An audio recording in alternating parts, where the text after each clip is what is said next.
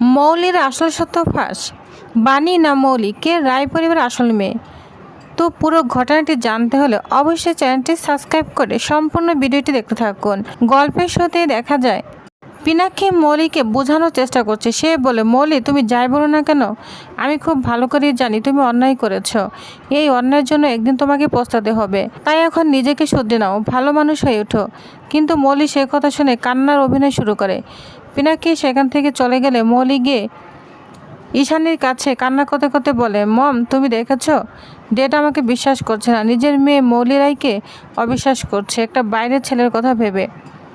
ঈশানী তাকে শান্ত করে বলে, চিন্তা করো না মৌলি, সব ঠিক হয়ে যাবে। এদিকে দাদাই তাকে সান্ত্বনা দিয়ে বলে, আমরা তো আছি, একদিন পিনাক্ষ তোমাকে বিশ্বাস করবে।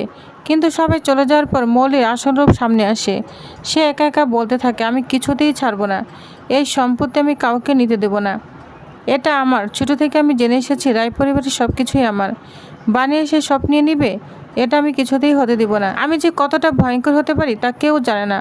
অন্যদিকে বাণীদের বাড়িতে পুজোর আয়োজন চলছে, সাথী সব ব্যবস্থা করছে।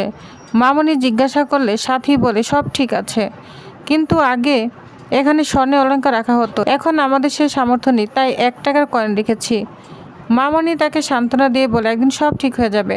এদিকে অনিরুদ্ধ সাথীকে আলাদা করে ডেকে মোরের জন্মদিনের কথা জানতে চায়। সাথী সেদিনের কথা মনে করে বলে, সেদিন ভয়ানক বৃষ্টি রাত ছিল, ঈশানের মেয়ে জন্মায়, কিন্তু একই দিনে নকুলদের মেয়ে মৃত অবস্থায় জন্মায়। তারপর সাথী আরও একটা অদ্ভুত ঘটনার কথা বলে। ডেলিভারির পর ঈশানী নিজেই বলেছিল, এটা কি আমার মেয়ে, যা কোনো মা সাধারণত বলে না। একথা শুনে অনিরুদ্ধর সন্দেহ আরও গভীর হতে থাকে। সে মনে মনে ভাবে সব হিসাব যেন মিলতে শুরু করেছে। অন্যদিকে নকুল আড়াল থেকে সব শুনে ভয় পায়। সে ভাবে যদি সত্যিটা বেড়ে আসে তাহলে সব শেষ হয়ে যাবে। পরে অনিরুদ্ধ নকুলকে একান্তে ডেকে বলে, আপনার কথার সঙ্গে আমার হিসাব মিলেছে, কিন্তু বুঝতে পারছি না এই কাজটা কে করেছে।